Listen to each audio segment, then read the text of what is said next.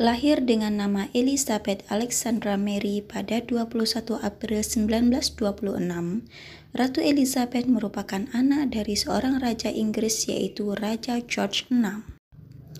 Elizabeth diangkat sebagai ratu pada usia 26 tahun, setelah ayahnya meninggal dunia. Saat menyampaikan pidato pertama sebagai ratu, Elizabeth II menyampaikan pesan yang bikin merinding. Dia menyebut dirinya sebagai pelayan. Padahal, dengan segala kemewahan, kehormatan, kekayaan, dan juga kekuasaan, dia selayaknya menjadi orang yang paling angkuh secara logika kekinian, ketika jabatan dan kekayaan membuat orang lupa daratan. Di hadapan Anda semua, saya serahkan seluruh hidup saya, baik pendek atau panjang usia, sepenuhnya akan diserahkan untuk melayani Anda dan keluarga kerajaan yang kita miliki bersama, kata Ratu. Ternyata bukan sekedar kata-kata. Hal itu beliau buktikan dengan memerintah Inggris dan persemakmuran dengan melayani jutaan orang selama 70 tahun.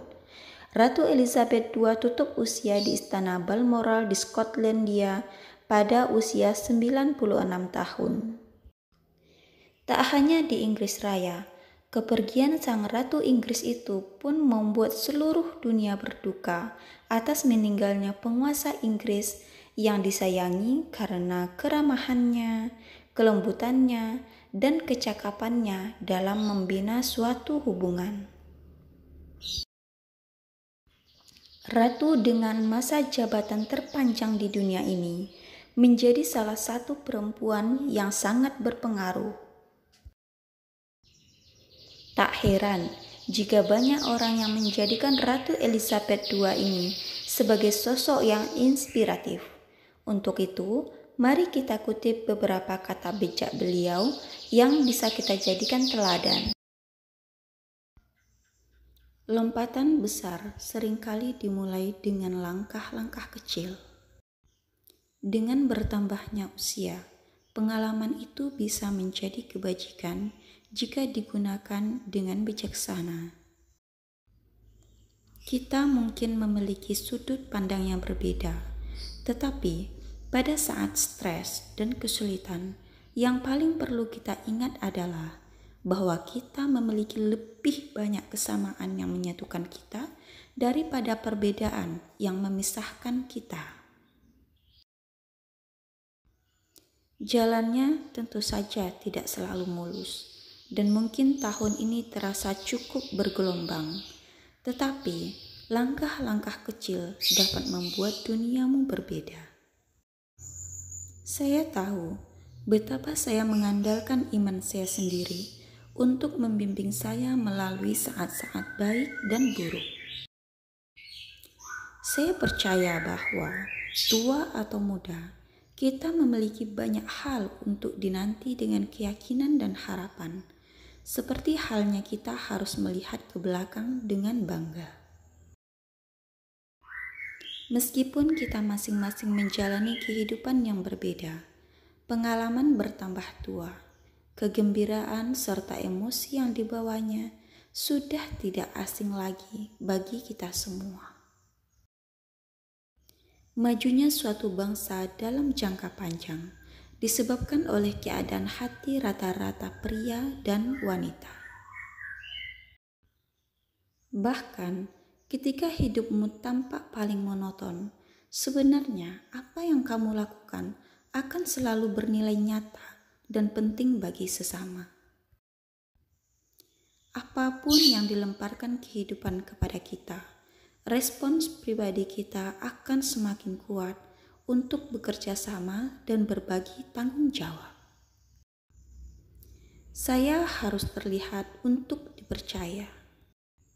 Dengan kemauan mengesampingkan perbedaan di masa lalu dan bergerak maju bersama, kita menghormati kebebasan dan demokrasi yang pernah dimenangkan untuk kita dengan pengorbanan yang begitu besar.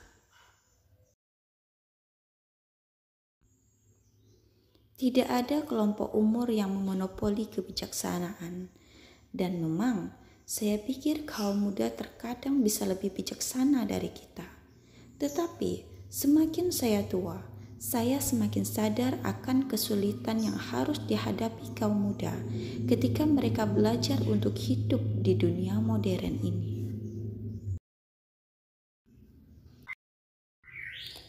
Di jantung iman kita, tidak ada perhatian tentang kesejahteraan dan kenyamanan kita sendiri.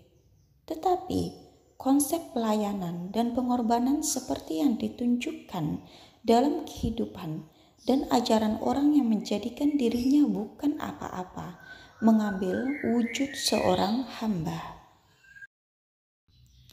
Mungkin selalu menjadi kasus bahwa mengobarkan perdamaian adalah bentuk kepemimpinan yang paling sulit dari semuanya. Pada saat ragu dan cemas, sikap yang ditunjukkan orang dalam kehidupan sehari-hari mereka, di rumah mereka, dan dalam pekerjaan mereka adalah yang paling penting. Mungkin kita terlalu banyak melakukan hal yang salah dan terlalu sedikit melakukan hal yang benar. Masalah dengan kegalauan bisa membahayakan diri sendiri, sedangkan depresi menyebabkan lebih banyak lagi depresi. Dunia modern kita sangat menuntut waktu dan perhatian kita, sehingga kebutuhan untuk mengingat tanggung jawab kita kepada orang lain lebih besar dari sebelumnya. Setiap hari adalah awal yang baru. Saya tahu bahwa satu-satunya cara untuk menjalani hidup saya adalah mencoba melakukan apa yang benar, mengambil pandangan yang lebih jauh, memberikan yang terbaik dalam segala hal yang dibawa hari itu, dan menempatkan kepercayaan saya kepada Tuhan. Jika kita memutuskan untuk perhatian dan membantu tetangga kita untuk berteman dengan orang-orang dari berbagai ras dan agama, dan seperti yang dikatakan Tuhan kita,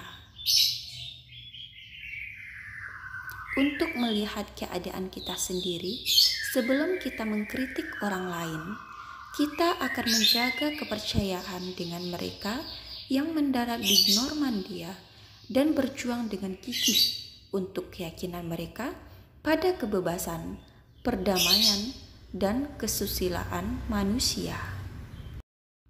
Setiap orang adalah tetangga kita, tidak peduli apa ras, keyakinan, dan warna kulitnya. Kelahiran bayi membawa kebahagiaan yang luar biasa, tetapi kemudian kepentingan tumbuh dewasa dimulai. Saya ingat seorang wanita seusia saya yang ditanya oleh cucu perempuan kecilnya yang tulus beberapa hari yang lalu, "Nenek, dapatkah kamu mengingat zaman batu?" Meski agak jauh, generasi yang lebih tua mampu memberikan gambaran serta kearifan pengalaman yang bisa sangat berharga.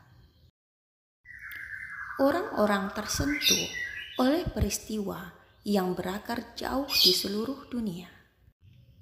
Ketika hidup tampak sulit, yang berani tidak berbaring dan menerima kekalahan. Sebaliknya, mereka semakin bertekad untuk berjuang demi masa depan yang lebih baik. Selama bertahun-tahun, mereka yang menurut saya paling bahagia dan puas selalu menjadi orang-orang yang menjalani kehidupan paling terbuka dan tidak mementingkan diri mereka sendiri. Olahraga memiliki cara yang luar biasa untuk menyatukan orang dan bangsa. Melalui lensa sejarah lah, kita harus melihat konflik hari ini dan memberi kita harapan untuk hari esok. Sementara kita mungkin memiliki lebih banyak waktu untuk bertahan, hari-hari yang lebih baik akan kembali. Kita akan bersama teman kita lagi, kita akan bersama keluarga kita lagi, kita akan bertemu lagi.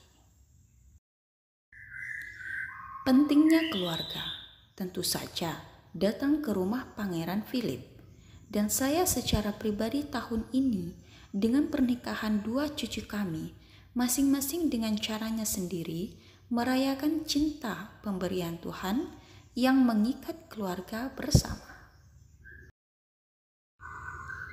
Ketika kedamaian datang, ingatlah itu untuk kita, anak-anak hari ini, untuk membuat dunia masa depan menjadi tempat yang lebih baik dan lebih bahagia. Meskipun kita mampu melakukan kebaikan yang besar, sejarah mengajarkan kita bahwa kadang-kadang kita perlu menyelamatkan diri kita sendiri dari kecerobohan atau keserakahan kita. Katakan tentang toleransi dan menghormati orang lain. Itulah sebagian kata-kata bijak dari Ratu Elizabeth II yang menggambarkan skala pemikiran beliau yang besar dan selalu berlandaskan pada kepentingan orang banyak, cinta pada sesama, iman, dan kepasrahan pada Tuhan. Terima kasih sudah menonton channel Pesan Kehidupan ini. Jika menurut teman-teman channel ini bermanfaat, silakan like, komen, dan subscribe, dan klik tanda lonceng merahnya. Semoga bermanfaat. See you.